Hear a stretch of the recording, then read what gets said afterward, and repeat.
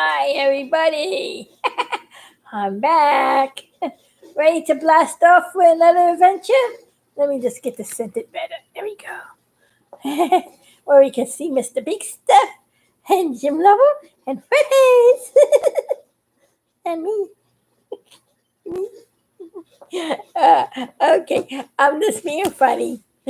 I just want to know if anybody enjoyed all those videos and all that stuff I've been stuffing around. And my big stuff celebration. It was a fun time. And a few technical problems, but it worked out.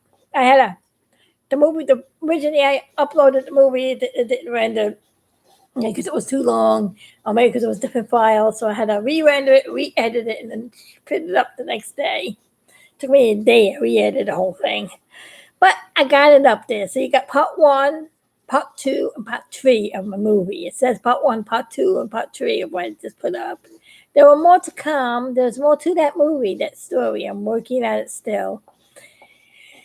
Animation takes a long time, but with computers it's a lot faster, because in the olden days it took me a real long time. I mean, when I first started making the animation cartoons, I originally started doing them as drawings like this. And then I drew each picture in different positions, and I could draw the scenery, then I paint each one. And I thought that's how you did, and I filmed each picture.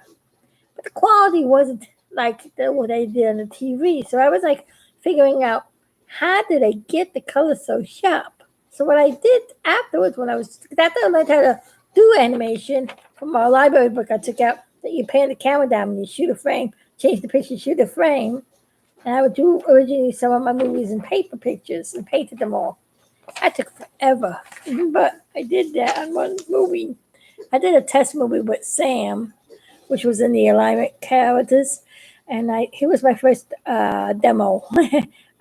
This time it was like a movie film. Before I made the actual movie Alignment, I wanted to do a couple of test runs with other characters and stuff to see how I could get the best quality, and let's see if I could do the animation first. I want to start learning. So I did this maybe 400 or 500 pictures, like about the size of that short movie. I'll be putting that up again. I'll put that up too when I can find how to transfer that old movie film to the format that it has to be. But that's when I do the Sam celebration, which will be in 3 years. You know what struck me funny? I was 11 years old when I created the Big Stuff cartoon. And I wanted to know how to make him into an animated cartoon movie that you can show on the wall. At that time, we needed, of course, it was projector, it was movie film. There was no such thing as the videotapes or DVDs back then. There was movie film, a regular movie camera that you go the developer, and you develop the film, you put a little film wheel with a little film in the container. You gotta be in a dark room to thread this, and make sure you do this in the dark. Don't get no light exposed. It was really the camera sometimes did tricks on me, but I got it working. But it was an old movie camera. One of those old fashioned ones too. They didn't even have a motor in it. You had to keep winding this one up and shoot the video. And if it's how you would shoot a video, picture a movie camera like this. This is the old fashioned movie camera. You have to be in a dark room when you get the film and load this camera in pitch black dark, and make sure you feed it all around all the gears that have to go inside, and make sure you make that film wheel catch and close the door in the dark. You have to do this in the dark by feeling. Then you go out and you get this camera to shoot a movie. Let's say you're waiting for a rocket to blast off. You have to wind this thing up. You aim your camera and you turn and pray that the wind up doesn't run out before the rocket gets off the launch pad. That's a big problem. Because with the ones when they came out, ones that work with battery was much better. You didn't have to worry about running out of power that fast. But wind up, catch it, wind it up and catch. That was the old-fashioned one. That's how far back it goes. Would you love a camera like that now? I don't think so. I guess those kind of cameras belong in a museum now.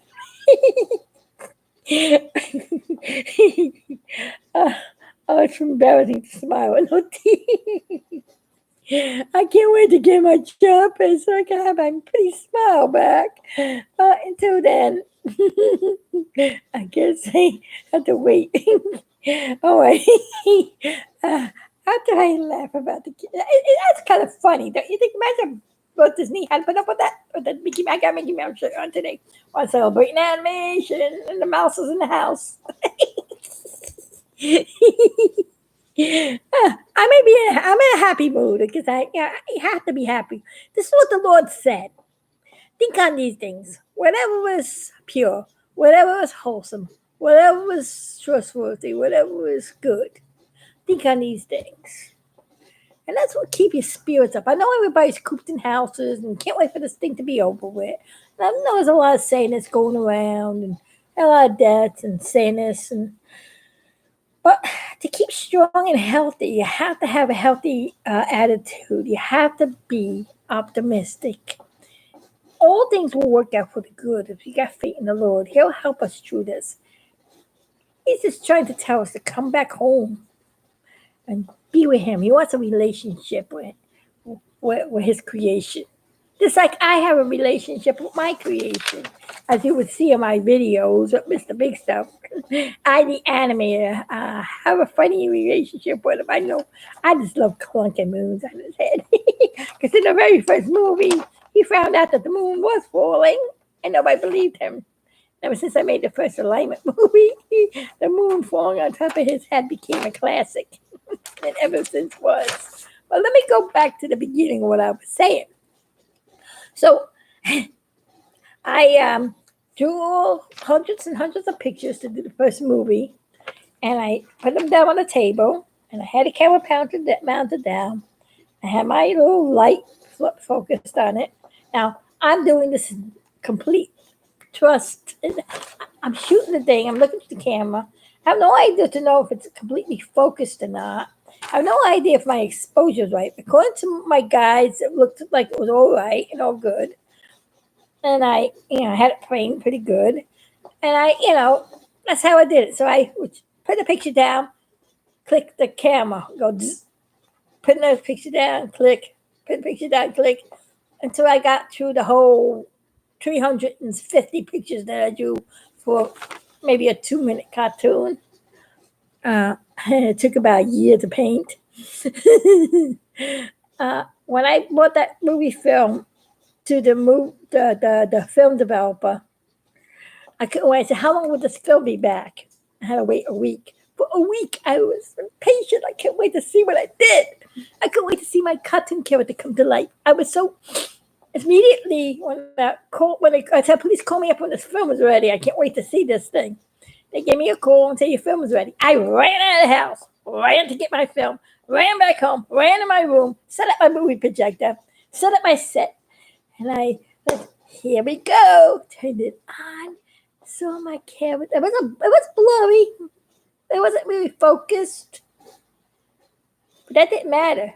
It was a little underexposed in places, a little overexposed in places, but that didn't matter.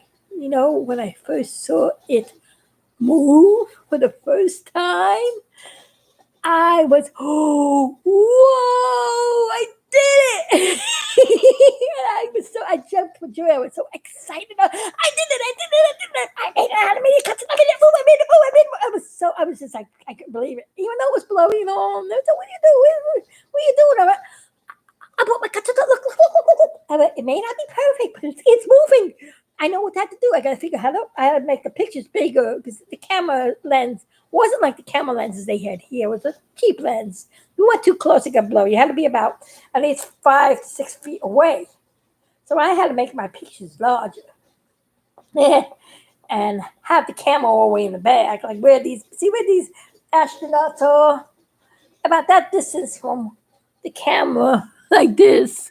So I had to be at distance. So what I had to do is have this pictures up on a standing up this way, and I had to pin things in a board that I did with rubber backing and all, so I can hold the pictures up.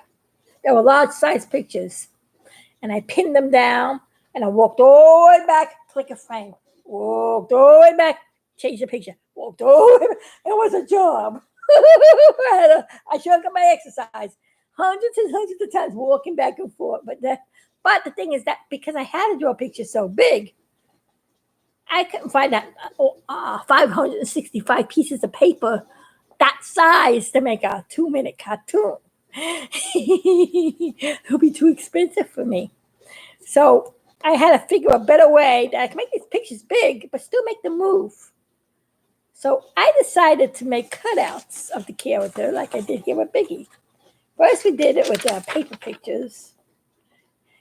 And then I did cutouts.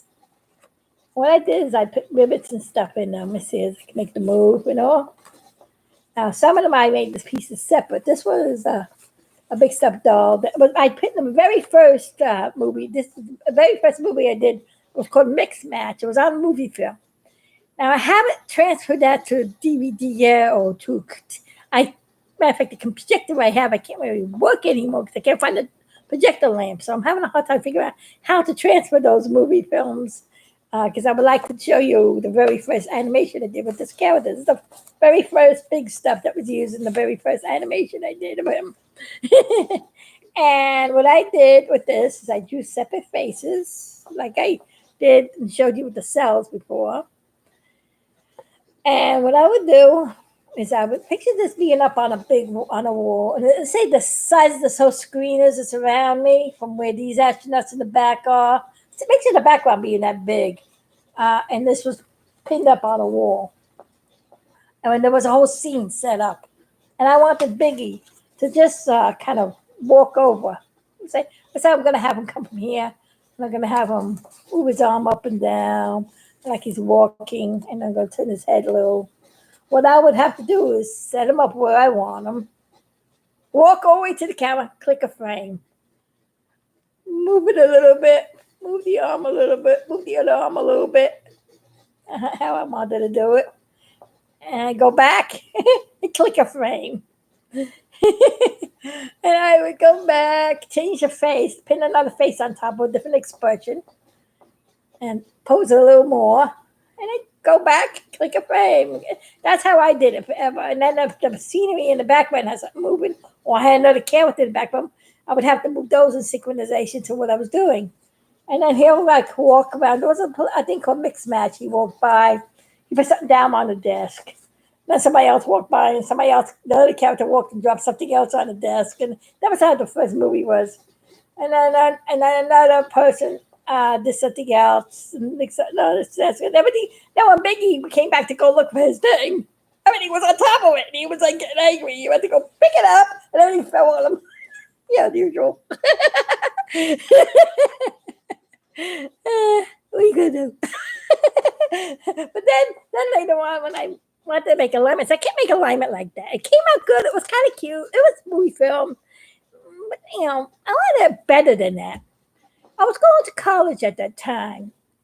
Oh yeah, let me tell you the funny thing. I know I opened with something funny. I forgot to tell you. Let's see who's singing. Morning Dove is on. Hi, Morning Dove. You make that magic. Yes, I do. I like your astronauts. Thank you. That's my Apollo 13 boys. You like them? Did you see my movies? The movies I put up online on the Apollo 13? Yeah, hi. Did you see any of the videos on the big stuff anniversary and the new animated cartoons I put up on them, telling the history of the cartoon? That's some more to do. I'm still working on that movie. It's in progress. More parts to come, but it's gonna take time because animation takes time.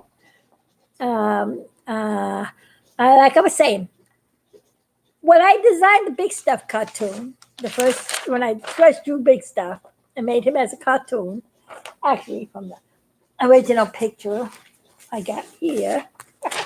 From this original picture, I sketched the cartoon. Now this picture's worn out because it's been 50 years ago, I carried him everywhere I went. I guess I still do.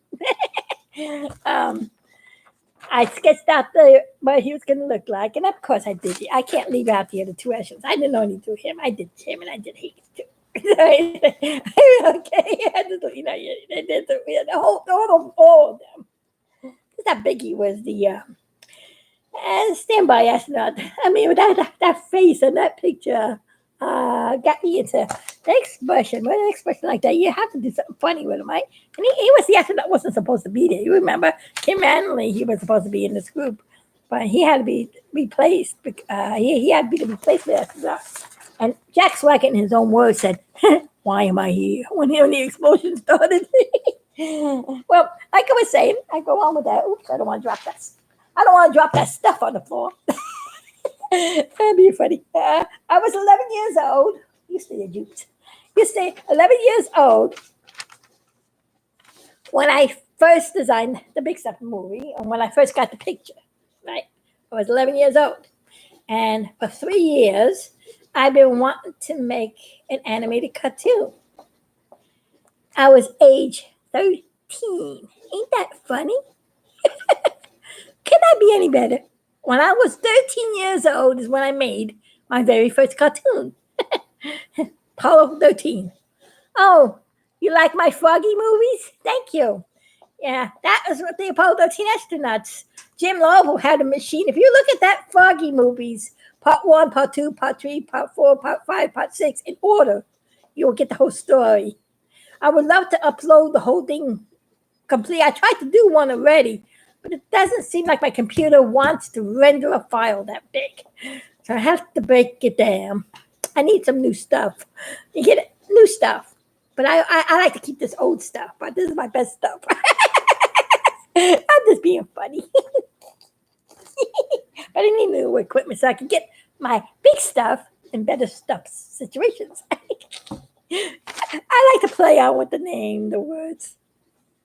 And of course, when I started to do alignment, I said, I can't, this works nice for cartoons to make them out of paper and make them large enough and construction paper and joint them and pin them, put them in heads and move them around. But that was too, mechanical. I think Big Stuff lost a leg. Yeah, I gotta pull his leg here. Hey, Biggie, you're falling to pieces. Biggie's okay. He just has a rivet that comes off in the back. He's old. The paper got worn out. I just have to put his leg back on. I'll fix that later. Here we go. He's saying, gotta get a leg up on this one. Look what the animator does to me. I'm falling to pieces. Hey, my leg, come back.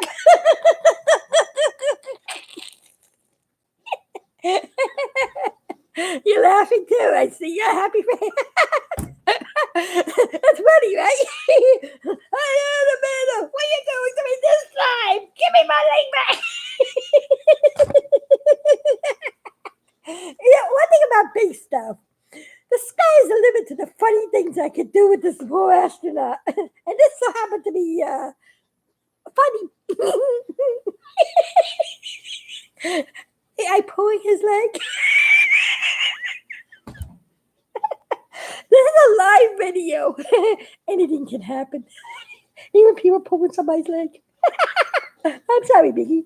You gotta get your leg back on. I forgot your leg was loose. I forgot about that. Okay, get on with it.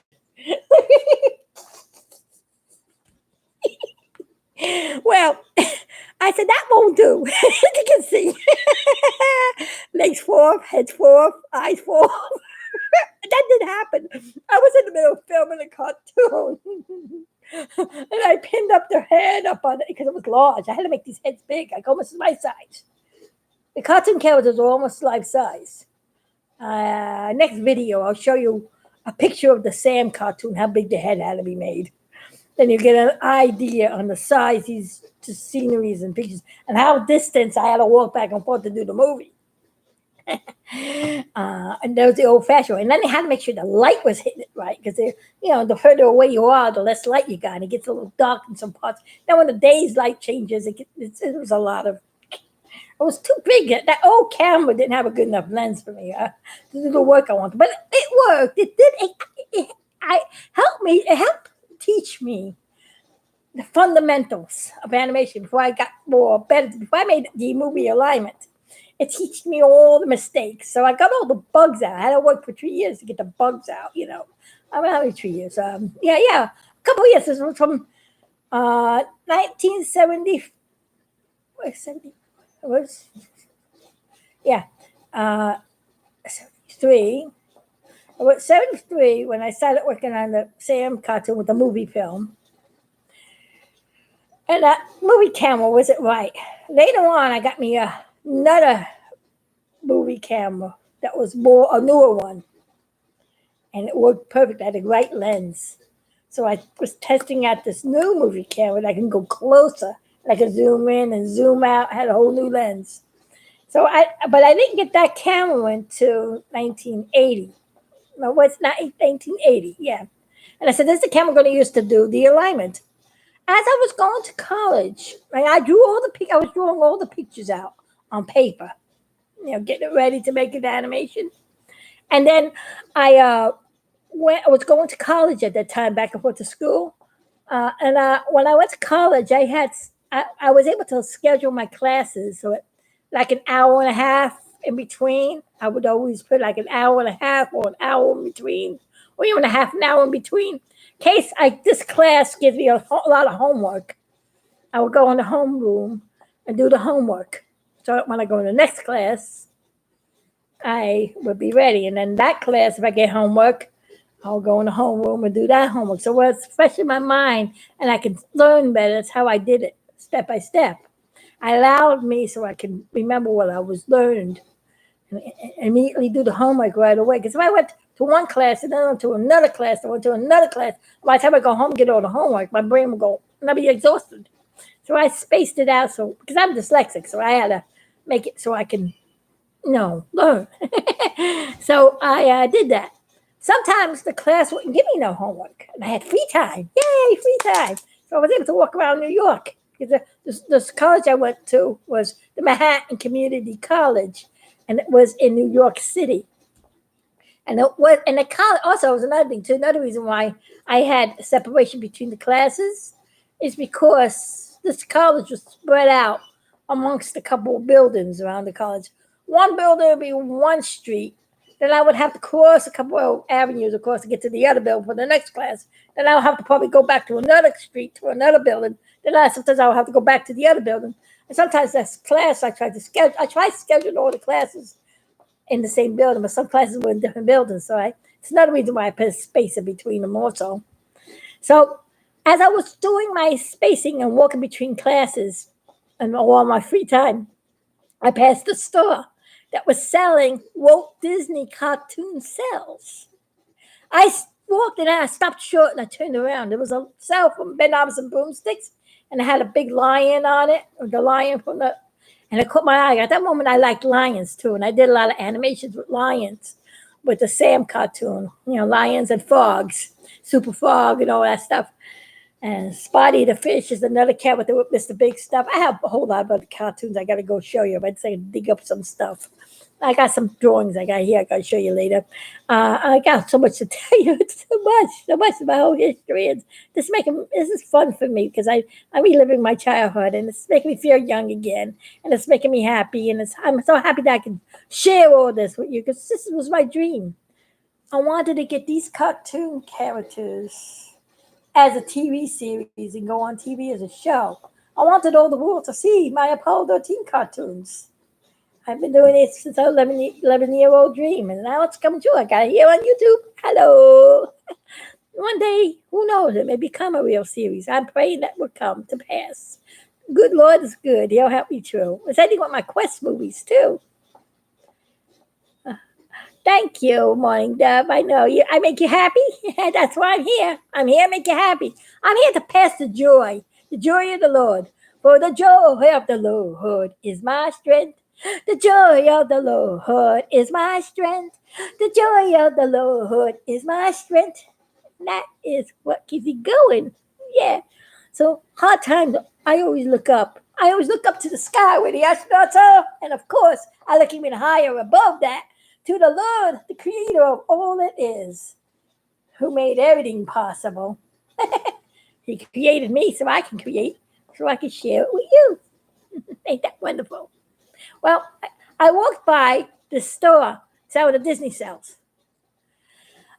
And that was my answer. How does the animators make the colors so smooth? Because when I filmed cut out pictures like this of oak tig and all, the colors were dull. Of course, this is all faded out, but it was a bright blue at one time, like the big stuff in the back. I guess things happen with age. Legs fall off, you know what I mean. Sorry, Biggie, but that's funny. Yeah, get on with it.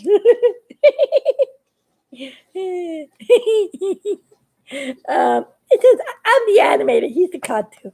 I can do anything I want with him. Can I? He goes by my every move. You know, I plan his every move. But I'm saying I could have made the cartoon like this, the full cartoon. It wouldn't come out right.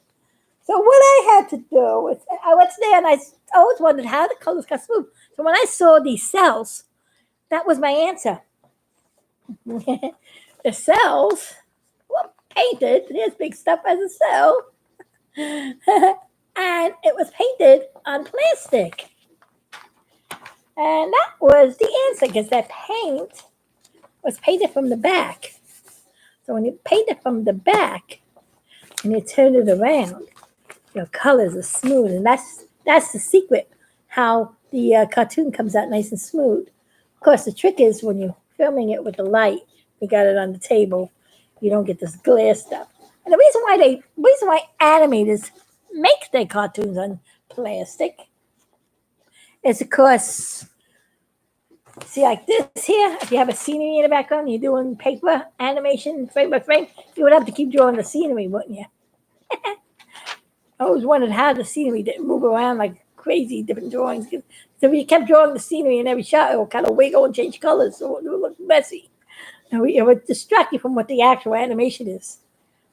You would draw the scenery separate. Now, this is from the Foggy movie, Foggy Revelation of Foggy, you know. This one of Foggy's, the guy sings, Foggies make me moany. I like to catch the Foggies, Foggies. That's from Foggy Odyssey 2001.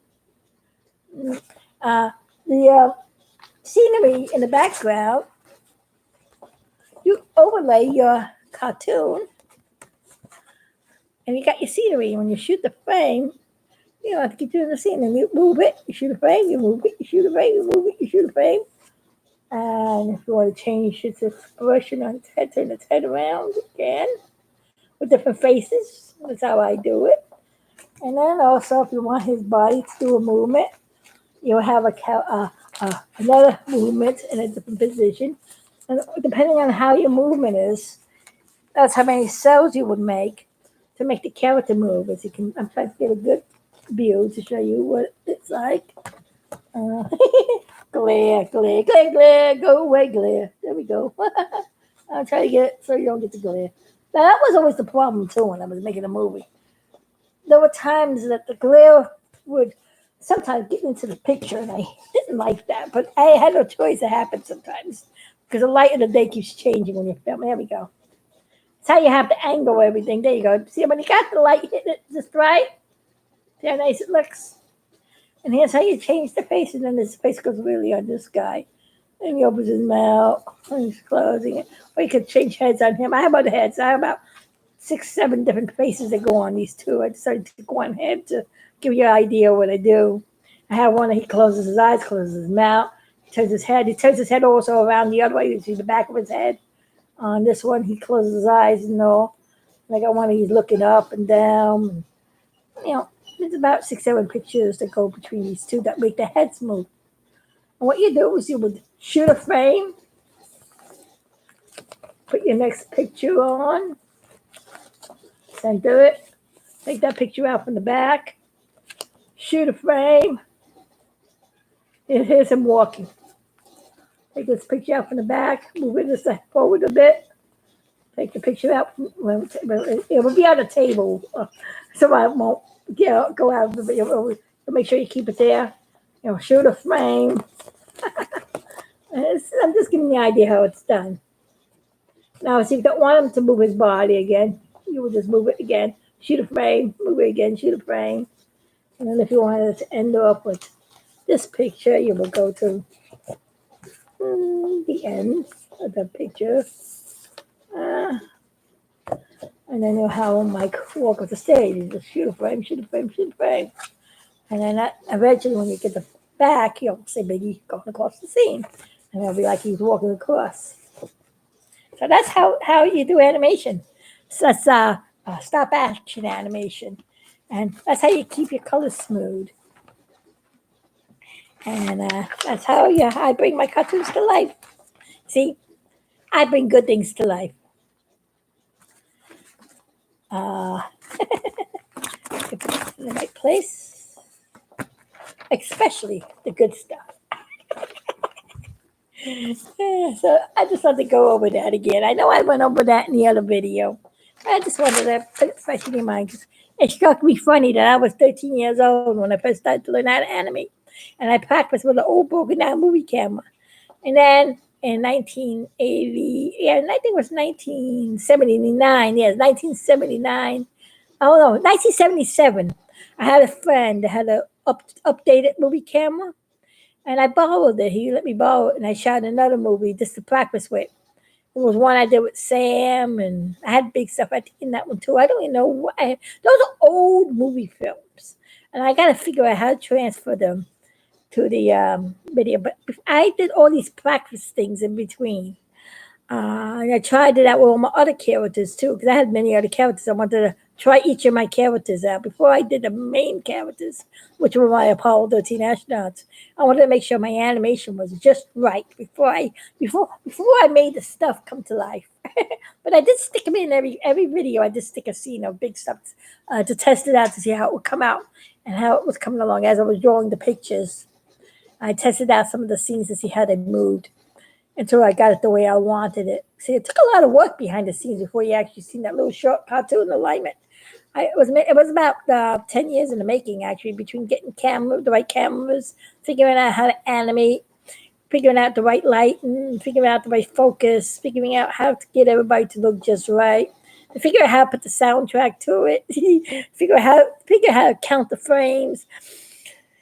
Whew, it took me almost 11 years. I was 11 years. That's another funny thing. I first learned how to animate when funny how the Lord does these numbers. I was 11 years old when I got this picture when the Apollo 13 mission went up, and then I got this picture and decided to make a cartoon on them. I was 13 years old when I first learned how to animate. You can put my first cartoon to life. And 11 years later, Big Stuff, Jim, and Fred, Big Jack or Big Swig, Jim Lovable or Jim Lovable, and Fred Hayes, which is the hazy one, and he's the stinker. He likes to press that repress valve.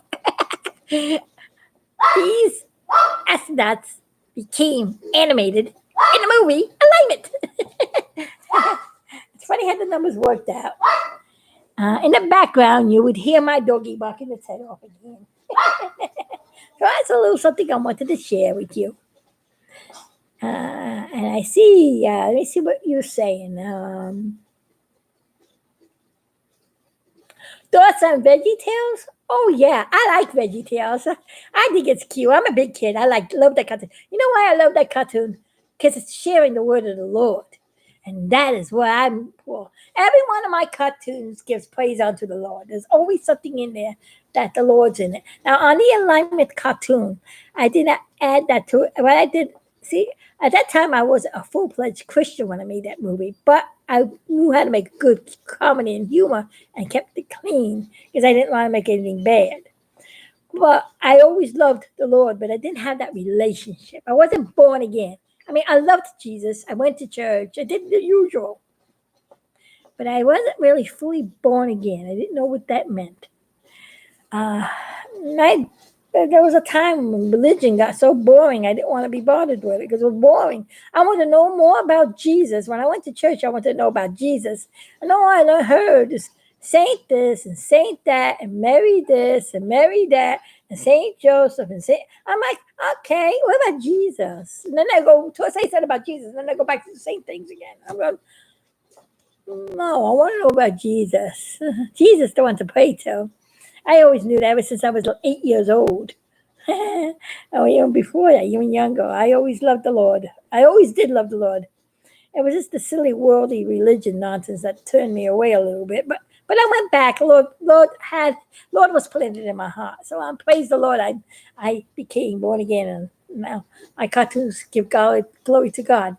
And this is just a line of one of my favorite songs, and I'm glad I made a remake of it. I'm going to sing it. Maybe you can know which one it is. Way, way back in history, I'm a blood-bought, faithful member of his family. And if you all forget my name, that's all right with me. I'm living for the world to see, nobody but Jesus. I'm just a nobody, trying to tell everybody about somebody who changed my soul. So, I forgot the words. To see, oh my Jesus. I just like one. Have you ever had that? I know all those words and stuff. Right now, my mind is like, I'm lack of sleep. I worked hard to try to get those movies up in time for the big stuff celebration. So it was last week, a whole week. Picture a whole week, getting up 8 o'clock in the morning and going to bed 4 o'clock at night. Next day, get up 8 o'clock in the morning, go to bed at night. Run into technical problems that keep you up until almost time to go to sleep and wake up. Wake up the next day trying to get a whole room cleaned up and organized just in time to shoot the film with the life-size animated dolls. So get those working. Oh boy. And it took me a month to clean out the room so I could do that scene because I had boxes everywhere. But you know what? It all worked out good because I did it. And the Lord's good. He gave me the strength. And I'm happy about that.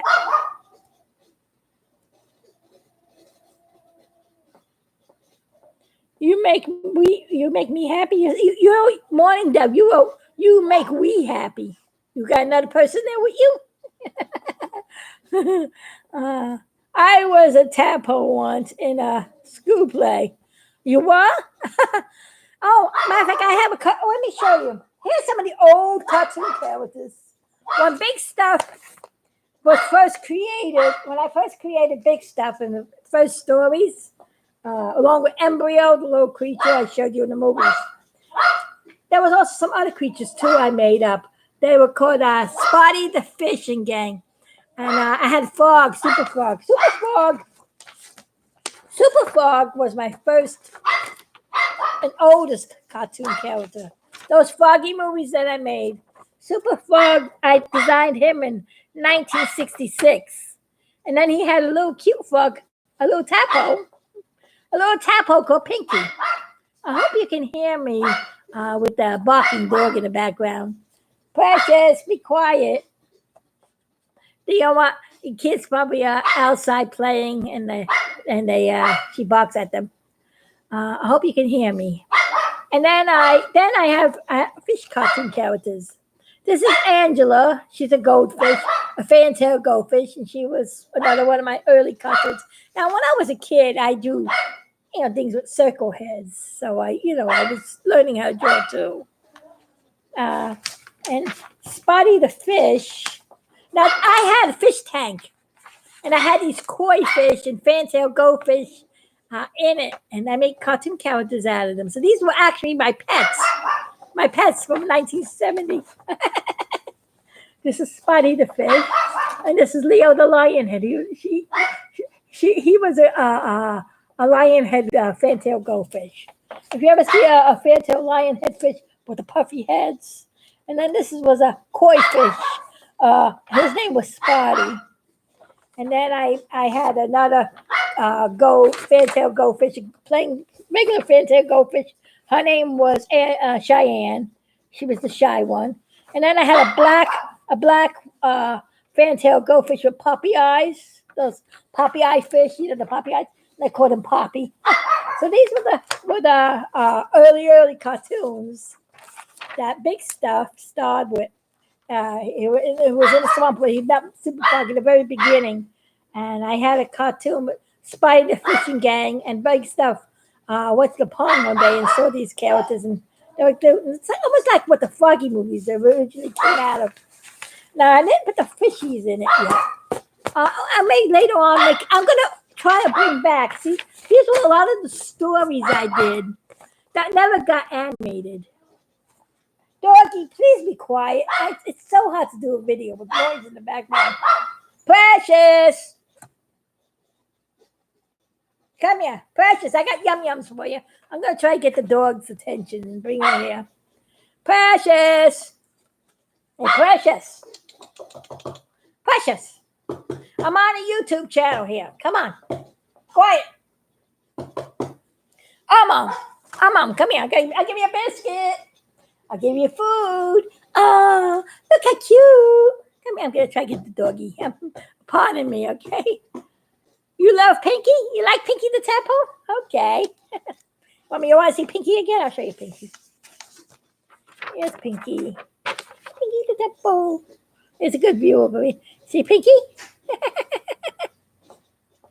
And then there's, hi there. I Super Frog.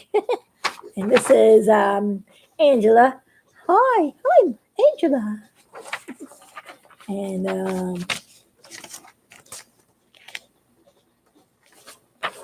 hi there, Biggie. I'm Sporty the Fish, and welcome to my undersea world.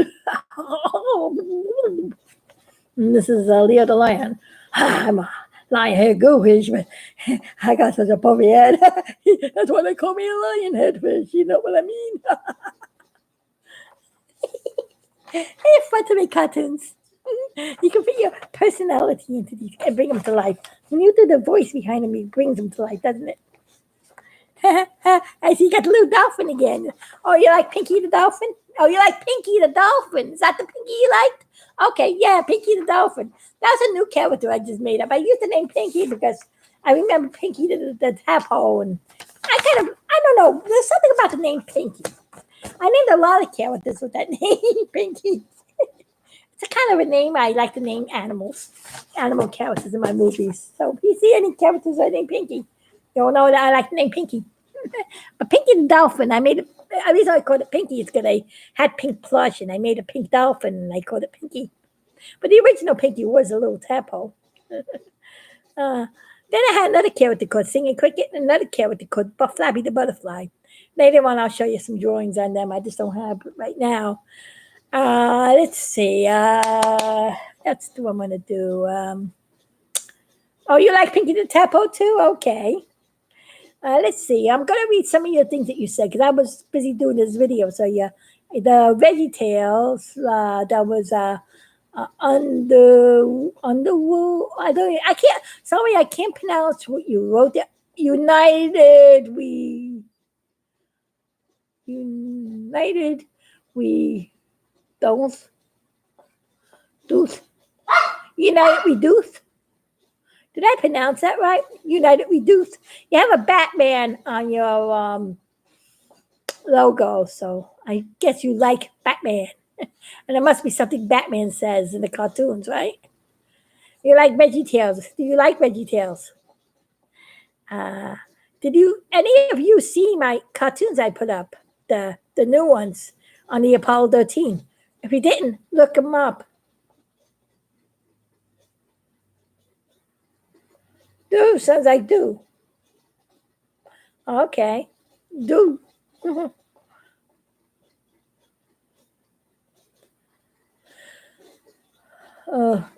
me, I'm not I may be a good animator and a good story maker and a good cartoonist and a good artist. And I know how to do all kinds of stuff. There's one thing I lack is I can't spell and read that good. I got a thing called dyslexia, which makes me see things backwards. It's hard to remember how to spell words and read certain words. So I have a hard time pronouncing them. Pardon me if I read names wrong or spell things backwards. I'm doing the best I can. And with the technology, do you know that it is harder for me to write out a story than to animate it? It really is. Yes, I have dyslexia. That's what I'm saying, dyslexia. It's not much fun. When I was young, people made fun of me because I couldn't read, write, and spell. You know when you're in school and they tell you to read out loud to the class, and I would go the boy went to the Kia car the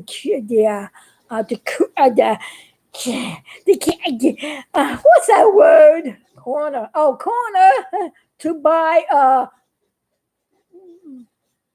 bo- a bois a book. A book. The corner. Oh, and I left out the word store. I'm sorry. The boy went to the corner store to buy a book. Okay, that was the sentence. Sorry. Everybody laughed at me. They thought I was being funny and silly because they know I'm happy and silly. I like my jokes, but they didn't know at that time when I grew up. Not many people knew what dyslexia was. They made fun of people with dyslexia. I had a hard childhood. People didn't want me in school. I had to get out of school. I lost some classes. I knew the work, but I just couldn't put it on paper. I couldn't read it right. But I did know how to take good notes, and I did have a good memory. When I used to do, I would draw pictures. I draw pictures to illustrate what they were saying, and they thought I was doodling and not listening. But I was listening. I was writing in the language I understood. It was picture drawing. That's how I learned how. That's how I make my movies. I have an idea for a story. I sit down and I draw picture by picture for each scene, and then I try to spell out on the bond on the best I can how to spell them. Now I know you can see. I can show you on these pictures I showed you. I know I don't have these names spelled right. I don't know if super frog is spelled right. It probably says supper frog instead. I don't know if I spelled Pinky right. And I don't know, I definitely don't know if I spelled Angela right. Poppy, I think I spelled right. And Spotty, I think I messed Spotty up too. Let's go. No, that's Cheyenne. Cheyenne. See, that was Cheyenne. I don't even know how to spell Cheyenne, but I know that says Cheyenne because that's my way I write. This is Spotty. And I think that's about the only one I think I spelled right. Spotty and Poppy, probably. And Leo the lion head, maybe it's spelled right. Okay. Mr. Big Stuff is easy to spell. I'm happy about easy names. Jim and Hayes. I had a hard time learning how to spell Hayes. I finally learned how to spell it. After 50 years, I can spell the name Hayes without reversing the S and the I and the E. Oh, I hate it. Well, it takes you 50 years to learn how to spell a name right. That's a problem. Hey, Houston, I think I got a problem. See, instead of me being sad about what I went through, I have a way to be happy about it. It's the way God created me. I may not be the best speller. I may not be the best reader. But I sure know how to animate and draw and make things. So, hey, look at the good stuff. Not the bad stuff. You know what I mean? Look at the good stuff. And I can teach you how to make stuff. And all kinds of stuff. Now, tomorrow I'm going to do a live video on a movie. I'm going to have to set up another room. I'm going to be seeing another room. I'm going to be in another room.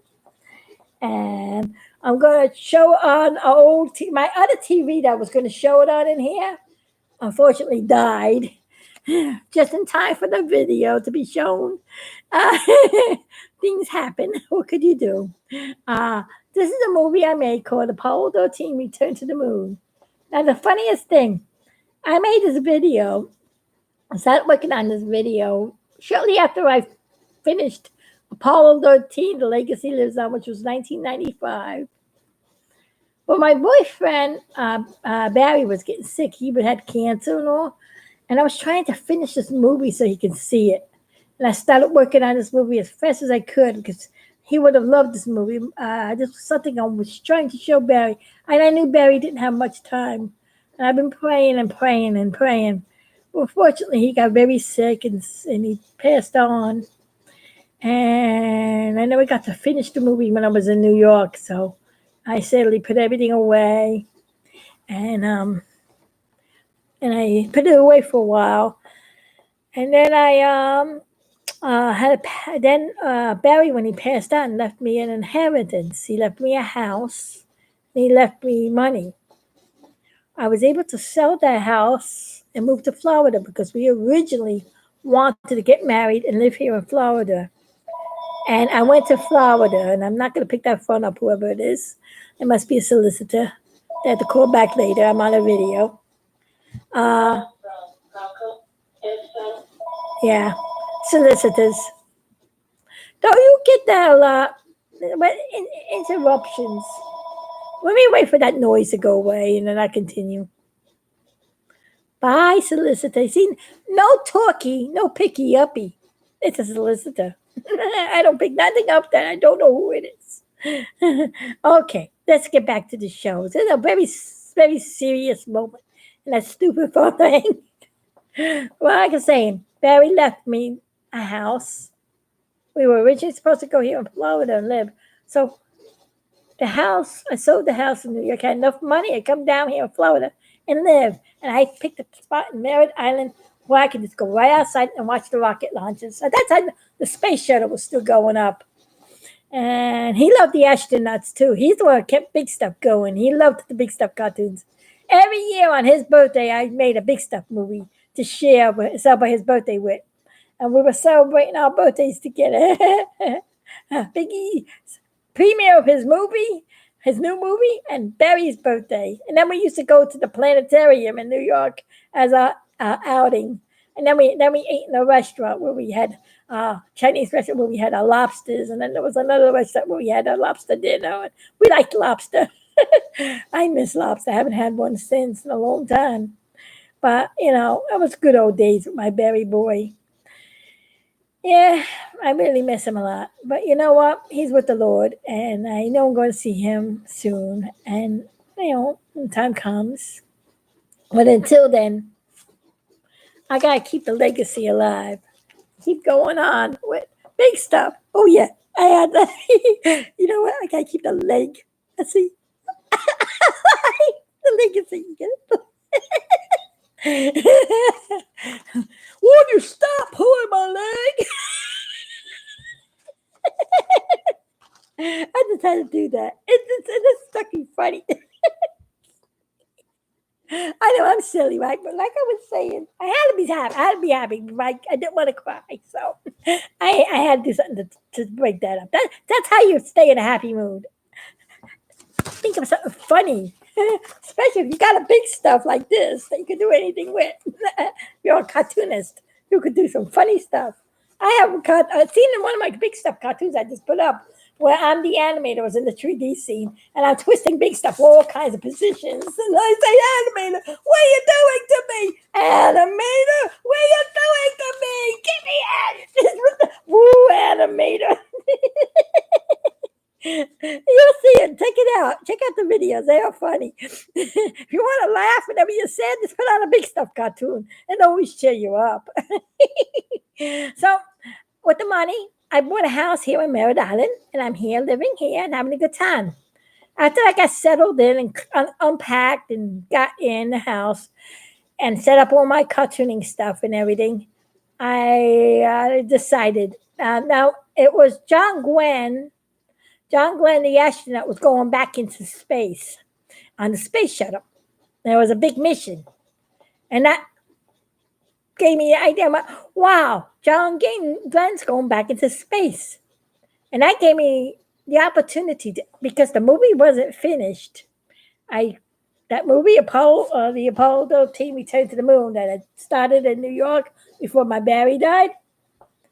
because I did part of it in New York and I didn't film it yet, and I moved here to Florida, and I saw the space shuttle and the astronaut John Glenn went back into space again. It left me the opening to put, if John Glenn could do it, why can't I? It was like this whole movie is about Jim Lobo getting another chance to go on the moon and Fred Hayes. But big stuff is saying, oh, why do I have to go on here for? It's gonna be one of those crazy missions, is it? Or is the animator gonna do something funny? But you'll see what happens in this movie. I'm not gonna give it away because I'm gonna show it to you tomorrow. It may not be super clear like you would see the other movies because I'll be showing it on the old TV. But I'll be showing it to you, and it's better than nothing. Let's put it that way. And I'll be talking about it. It's a funny cartoon. It has Embryo and Zygo in it too. It's also the very first movie to premiere Embryo and Zygo. It's the first movie that Zygo, other than Alilement. And later on, if it works out good, I'll show the Alilement movies and all the other all the Alilement movies. How the Alilement was elongated into a full-length movie, and then the whole story went on and on. This is all the fun stuff I did with my boyfriend Barry. He helped me get some ideas too in the movie. We were talking about what should I do to Biggie next? What should I do with Biggie next? And I want to keep Barry happy and make him laugh. So I decided, being John Glenn went back to the moon, it's time for me to get back to this cartoon. So I decided to finish it. So it's the first cartoon in history that I did in two zones, two from New York to Florida. Started in New York, finished it in Florida. Let's see, what year did I finish it? Does it have the year on it? And I forgot to put the year on this. It was a year here, 1996 is when I started it. I started making this in 1996. I started the year when the story was created. And then I forgot to put the ending date on the CD. Actually, I think I make my DVDs. See, it's what look at. If this DVD was published, it will have a picture on it with big stuff. Here's Embryo, here's Zygo, here they're on the moon, here's Hayes doing experiments, and here's Jim. You'll see what happens to Jim. It's funny. Excuse me, let me get a drink. All the talking I've been doing for this past month make my throat dry. Oh.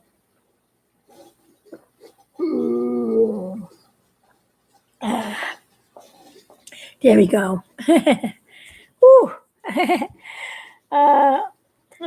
I'm going to have to get ready to do my dinner soon. I'm going to share that tomorrow. It's been fun seeing you all. Check out my other videos, Morning Dove. I see you like me. You got me there. A lot of response.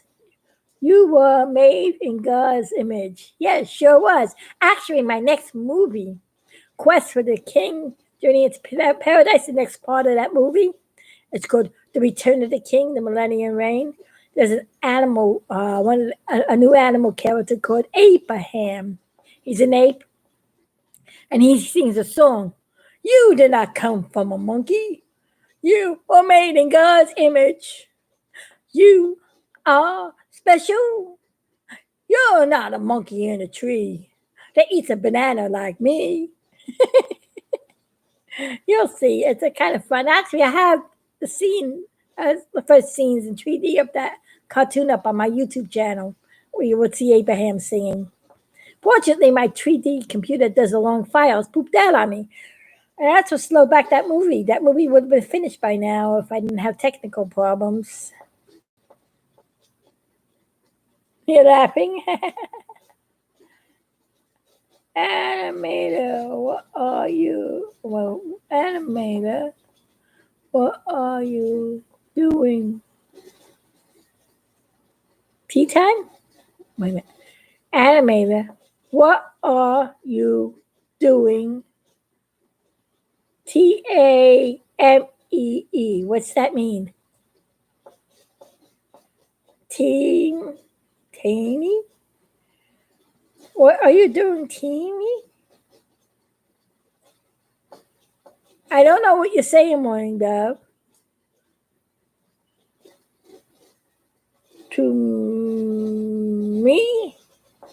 What am I doing to you? I'm not doing anything to you. It's what am I doing to big stuff? He's the one I do things to. I don't know what you mean by that. Doesn't make sense to me. I'm sorry. Oh, does that have to do with the line from my cartoon that you saw? Animated, what are you doing to me? Help me! Is that what you tried to refer to? Oh yeah, the scene from Big Stuff. Yeah, what are you doing to me, Animated? Another moon on my head. Oh boy, let's get on with the show. Some things just don't change. Oh. Yeah, okay, you got it. You like that movie, didn't you? How do you like that? Wasn't it funny? Did it make you laugh out loud?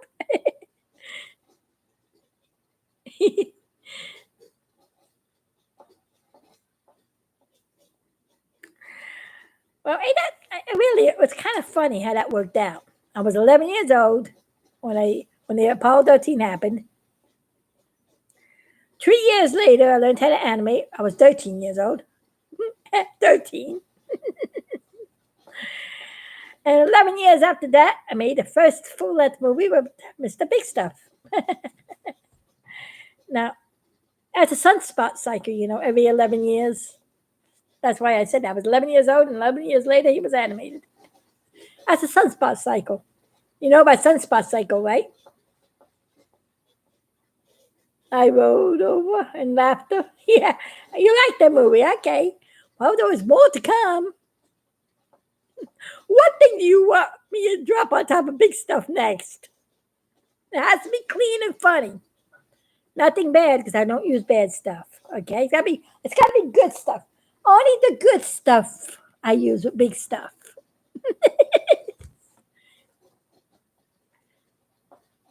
You have any ideas? Maybe I'll use it. If I do, Morning Dove, I'll give you a shout out. Whoever else is listening. I have a couple. Did you see the part where Houston, we got a Christmas tree? That was actually a line that Jim Lovell said on Apollo 8 when there was Christmas time and they were reading the scripture and everything. I don't know if you've seen the actual footage. And Jim had this little tiny Christmas tree in the capsule. He puts it up. He goes, Houston, we got a Christmas tree. Do you remember that scene with Jim Lovell? That goes to show how funny he is. The Apollo 13 movie did not show the humor that this guy had. It was his optimism that kept these two rookies in line. They were happy. They didn't care about. They didn't fight with each other. They didn't yell at each other. They all worked in unity. All one thing they had in mind is we want to get home, be with our families. They did everything possible to get back home. And praise the Lord. The Lord brought them home because the power of prayer, the power of ingenuity, the power of the wisdom of the Lord, and the people down on the ground, the Lord gave them the great wisdom, gave Jack Swaggart the right wisdom to know what to do when things go wrong, and kept everything working, made sure all the machinery worked just right. Everything, other than after that explosion. You know what? Praise the Lord. About the Apollo 13. I gotta say, there are three things about Apollo 13 that I have to say, praise the Lord. And that the Lord, just like what's happening in the world today, the Lord's shaking us to come close to Him. He always gives a warning when something bad's gonna happen. Before the Apollo 13 mission went up, they were having a problem with the oxygen tank, the one that exploded. They couldn't understand why the oxygen didn't come out and go back in, come out and go back in when they were doing the fueling tests. So what happened is that they ignored that. They said, let's heat it up and drain the oxygen out fastest way. But they know there was a valve that fused shut because of too much high voltage melted the valve that the what do you call those relay motor that opens and closes the valve.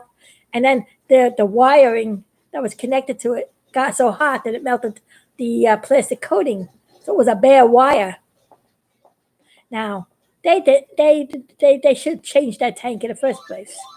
The second warning was, I'm talking about warning, that's my alarm, my 5 o'clock alarm. That's okay. The second warning, that was the perfect timing, was that the German measles was going around and Kim Manley had to be bumped for the mission. Rather than stopping the mission, because there was something wrong, so they could check out the tank, because the Lord probably did that for them to further investigate this tank when they do another test to see if something was. But then the Lord said, okay, if you're not going to let the mission stop, this is what I think the Lord said. We got to make sure you get the right man in place. So, Big Stuff had the right stuff. Actually, he was the biggest astronaut. He really did have the nickname Big Jack or Big Swig or Big Swag. Because people used to tease his last name. His name is Swaggett.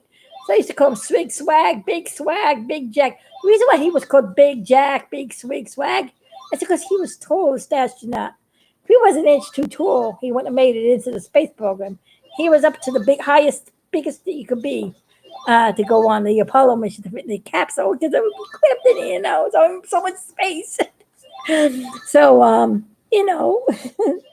that's how Big Stuff got his name. And he had the right stuff. He wrote a book on what to do if any emergencies would happen in space. He wrote a book on what to do. He knew the command module inside and out, all of its systems. He also knew the LEM systems inside and out. He knew how to calculate everything fast. And he had a bright mind, and he was very sharp on the money on that. He was the right man. So God put the right man in place. And it was Big Stuff's ingenuity that made it possible for them to get back home. Picture, this is the moon, right? Now, when they had a loop around, when they were going to the moon and the explosion happened over here, were still going to the moon. But to get back home, they were using the moon's gravity to pull them back. But they were going to do a burn behind, as they were coming out from the backside of the moon. This was originally where they were going to schedule the burn. But Jack Swagger said, wait a minute. For a half an hour, he had to argue with Mission Control. He didn't argue, but he kept radioing back and forth. If you fire the burn over here as you're coming out from the backside of the moon, it will boost you faster. You'll get home 10 hours earlier. Because that supplies was very little. If they did it this way, they wouldn't have had enough power and supplies to make it. It was that maneuver that Jack Swaggett told him to do. And Kim Manley was still part of the Apollo 13 team. He's the one who tested that out in the simulator on the ground, and it worked. And they equated up to Jack. Sorry, Jack, you go for the burn. And that's, what really happened. Not many people give Jack Swaggett the credit for that. But he's Mr. Big Stuff. He's got the right stuff. I know. I met Jim Lovell and Fred Hayes in person. And that's me with my Jim Lovell. I had to say one thing, Jim Lovell. I told him, how do you like the way they portrayed you in that movie? And he said, that's not me. Well, that's Hollywood for you.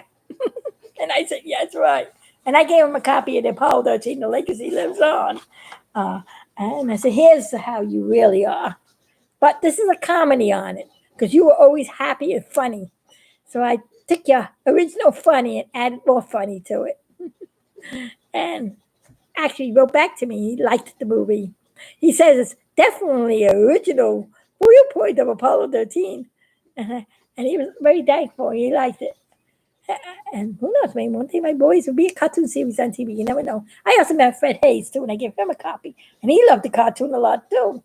And when I went to meet him, I found out that he almost died in an airplane crash. Not many people know that. Fred Hayes had an accident in a plane crash. He talked about it. Half of his body, his skin was burned off. It was by the grace of God and the power of prayer and the will to want to live. That's why he survived. And you know what? Well, if you meet Fred Hayes right now, you can't even tell he had burn all over his body. The surgery that was done on him, the doctors did the best surgery in his. It was like nothing happened to him. I didn't even know that happened to him. I met a person, didn't see a scar on him. I didn't know that. And I remember seeing an old video of him when he was very fat. And I think that's the reason why in the movie they made him out to be a glutton because he kept eating. You know why he was very fat? They had to do skin grafts. And they had to use the original skin. He had to gain a lot of weight to stretch whatever skin is on his body out so that they can cut grafts and grow it in a culture dish so they can cut it little by little and keep adding it to his body. And they did a wonderful job. And it took him months of painful operations to survive that. It was amazing. I could imagine the pain he went through. And God is very good. It's by God's grace he's alive. And I praise the Lord for saving him. And when he said that, I was crying when I heard that, when he was talking. And I was, oh, Lord, praise you. Thank you for saving Hayes. I was like crying. I was doing that. I was like, oh, wow, I could have never met him if that was, Unfortunately, I did not know why. A year after I did Alilement in 1981, 1980 was when I finished Alinement, the first big stuff movie. Sad to say, I didn't even know until 1975 when the stupid movie Apollo 13 came out. They made sure they got that part right on Swagger. The only thing they did is that he passed on. And I didn't know he died a year after I made Alinement. And I was so sad and cried. And my boyfriend, Barry, at that moment was facing cancer. And I got him into liking the astronaut line. I'm like, I don't want to tell him. And we were going to see the movie together. And son told me to see this movie first before I see it with him. And the Lord's good. When you listen to that Lord, I snuck to see the movie before him. When I found that out, I cried in the theater. It was like that day was sad. And I didn't want to do that. If Barry and I saw that, and he was sick with the cancer, and it wouldn't made him happy. It was a good thing it worked out that way. And I told him the end of the movie is going to be very sad. I just let him know that. There's something that's going to happen in the movie that may make you sad, but I'm okay now because after I got all the crying out, but then we went out for dinner after that. But I tried to remember what happened, but I just wanted to let you know that was kind of sad. That was a sad moment. But you know what? Big stuff lives on. He'll always be around. He's been doing it for 50 years. I'll do it another 50 years. As long as I'm alive, Big Stuff's alive. So he's alive in me in the cartoon. They live on forever. Not on YouTube, so everybody's going to see them. There's a line in my Apollo 13 movie that I made where Jim Lobo says to Big Stuff, Biggie, show your stuff for the world to see. Well, I'm showing my stuff for the world to see. So that's the kind of things I have to talk about today. I got to get ready for dinner. My stomach is saying, I'm hungry. And I'm sure you're going to get ready for dinner soon, too. And, why do you come on always late? The one with the dinosaur, Natalie Grain.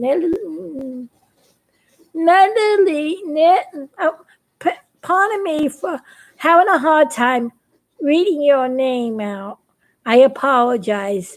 I am dyslexic, so reading names and spelling things are very hard for me. Even though I'm very talented, this is one talent I don't have. So I'm sorry. I guess it can't be perfect in everything, right? Natalie. Is your name pronounced Natalie? Am I pronouncing it right? Natalie Grain Studio.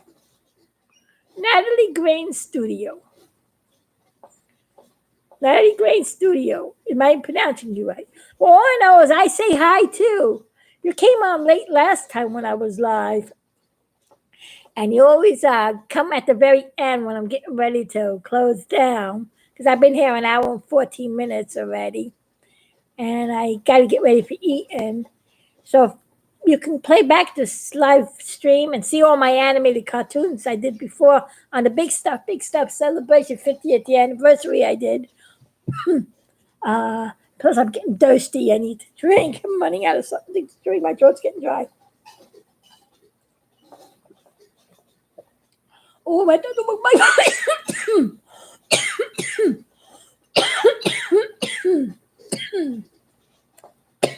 when you use your throat a lot between talking for the cartoons, and talking for all these videos, it will put a hard thing on your throat.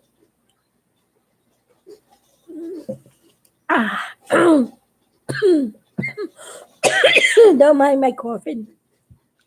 I don't have corona, don't worry. That's just a dry throat that's been overworked. And I need to put it to rest now. So I've been talking for an hour, 15 minutes, and 55 seconds. T minus 1 hour, 15 minutes, and 60. No, T minus 1 hour, 16 minutes. And counting. But I'm going to have to go Roger Day and I have to sign off soon. So play back my video, those who came on late. Morning, Deb. It's been a pleasure talking to you. And everybody else. Watch my videos. Enjoy them. And if you got any ideas what you'd like to see happen to Big Stuff next, give me an idea. If it's a good one, I'll give you a shout out and use it in a scene. And I'll say this scene was suggested by so-and-so. I'll be in the credits at the end of the movie. And it's best I could spell it. So if I spell it wrong, I'll be sorry. Like I said, I may have misspelled words in my movies. I always do. No matter how much I try to spell them right. Or I ask people to how you spell this word and how you spell that word. Oh, it's a never-ending story of my life. Just to write a silly sentence on my computer to write to somebody, I gotta fight for an hour to try it, and I have to spell correction. But if I don't spell the word close enough, it would give me another word. And sometimes by mistake, I would think it's the right spelling of the word, and I put the wrong word in the sentence, and the sentence will say something altogether different than what I suggested to say. One time I got in trouble. I put a bad word in there, and I didn't know it. So it's hard because I can't read so good and spell so good. So please forgive me if I mess words up. It's the one thing I don't know how to do. It's hard for me. It's because of my disability. But look at the ability I can do. And that's what counts, right? The Lord's blessed me. I mean, if you got a crippled spaceship and a break, that was what I was talking about. There were 3 things about the Apollo 13 that I praise the Lord for. The 2 warnings, and nobody listened, but the Lord made possible with Kim Manley because the German. And it's funny too, because 50 years ago there was German measles, which was a virus, and now we got a coronavirus. It's kind of, I don't know, maybe it's a sign again. The Lord, caution. But if you're going to keep going on, I'm going to give you this man to help you out. Maybe that's what he's doing. All right, keep going on, but I'm going to give you this president to help you out. So President Trump is doing a great job. A lot of people put him down because he stands for God. And he stands for life. He wants to save the unborn babies. This is why God sent this virus. He can't stand the killing of innocent life. I want the world to know that. If people would humble themselves, seek the Lord's face, turn from that wicked way of killing babies, God will forgive them of their sin, and he would heal the land, meaning he'll get rid of the virus. Because if we read the scripture before that, it talks about a virus. If I send this to the world, and I send that to the world, he sends things as warnings, as harbingers. It's science. The second the Apollo 13 I'm talking about. First, the oxygen tank didn't work right. They should have changed it. Then the astronaut got exposed to German measles. So the Lord said, okay, we got to have this man. This man knows what he's doing. All right, that took care of that, but it still went on with the mission. Okay. Now, if the Lord knew that the oxygen tank was going to explode, so that's why this man was chosen to be there by the Lord. He made it possible. Everything is the Lord sees everything. He's created all of us. He's got great plans for everybody. And if the explosion of the oxygen tank happened as they were blasting off, my boys would have been history. Praise the Lord that the explosion happened in the vacuum of space so that the explosion was contained. Because there was no oxygen for the burst into flames or explode completely. It was a small enough explosion just to knock the door off, but that's about it. It didn't burst into flames or nothing because there was no air. So praise the Lord for that. And because it happened in a good spot, the Lord made sure there was enough of brain power. And Jack Swaggart, Jim Lovell, Fred Hayes, Mission Control, and the people all around the world praying. When Mission Control did all they can do, and Jack Swaggart, Jim Lovell, and Fred Hayes did all they can do, and the machinery did all it can do, it was the power of prayer at the very last few minutes before splashdown when they couldn't hear anything and didn't think if they either came in too steep and burned up or they skipped out into space. They had no way to steer the ship from that point on. Only the power of prayer, God's gentle hand. And in my cartoon, Apollo 13, The Legacy Lives On, I show God's gentle hand because of the power of prayer, people praying. It was a pinpoint perfect splashdown because of the prayer of the people, because the people had the sanctity for life, because people cared for life way back then. What an opposite world we're living in today. Apollo 13, the whole world stood still, like it is now, hoping that these 3 guys came back home alive. Life was valued high. But today, they murder 60 million innocent babies every year. That's a lot of generations. So how long do you think the Lord's going to hold back before the judgment really comes? So America, please hear my prayer. And there's a song where little embryo sings in one of my cartoons. And they'll be up on towards the end of the videos. And he goes, America, save your unborn young. America, save your unborn young. And I'm just a part of it because throat is hurting. I can't do embryo voice right now. There are a lot of embryo voice. Embryo voice is a little hard on the throat. When I go, hi there, Biggie. See, I'm a little sore. So I got to rest my throat. You say a thank you? Yeah. I know it's sad about the babies. But, I put hot paws out for them, and I pray all the time that abortion would be stopped. A lot of these babies are killed just for convenience and to make money. They sell baby parts to do things, and who knows what they do with those baby parts. I could only imagine. Why would they want to buy baby parts or aborted babies? I hope they're not putting that in our food. Eek, can you imagine? I could only think weird things. Okay, because this world is weird. A world without Jesus is lost. Jesus is the only one that can hold us all together. And he cries all the time. Just like I cried when I found out Jack passed on in 1982. And my boyfriend passed out in 96.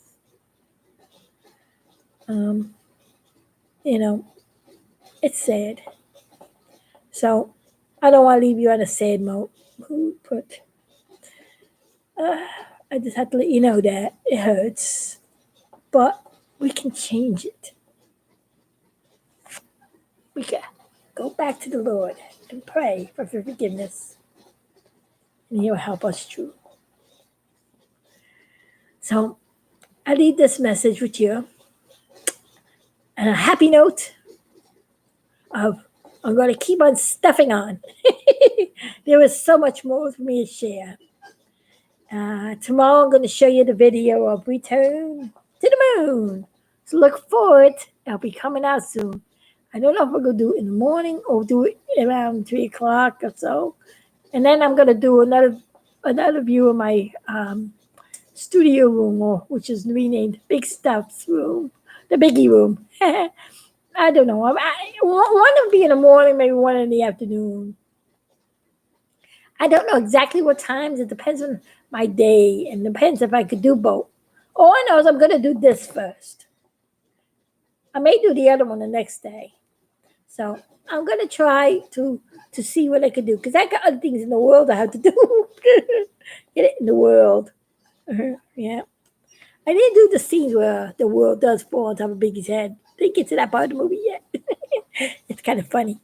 Well, got more stuff to show you. Just have to get the animation done too. I got to work on those things behind the scenes. So I have to get big going. Until then, heads up. See you around. Roger and out.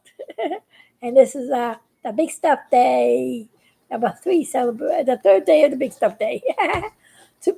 Tomorrow ends April. But the big stuff story still continues because there's things that happen in Big Stuff in May. I have to talk to you about certain days. I'm hoping to show you the Unseen World. There's a thing called the Unseen World. The date when I designed Embryo into the cartoon. And the date where there was something else that happened. I forget what it was. A surprise, I guess. It's a surprise to me. I have it marked down. I have a list of things I'm doing. So I'm trying to remember. I'll let you know what they are as it comes. Well, love you all. Love my great fans. Thank you so much for your likes and your emojis and you watching my videos and give me good report. And I thank you so much. And I hope I'm making you happy during this quarantine. As Big Stuff will say in the movie Apollo 13, The Legacy Lives On. Oh, I did not file my tax papers, Mr. Control. I hope I don't have to spend quarantine in another place other than the one you got planned for me. Please let them give me an extension. Well, with this quarantine, how long is the extension going to last? Well, I'll see you around. You have a great day, and God bless you all. Bye.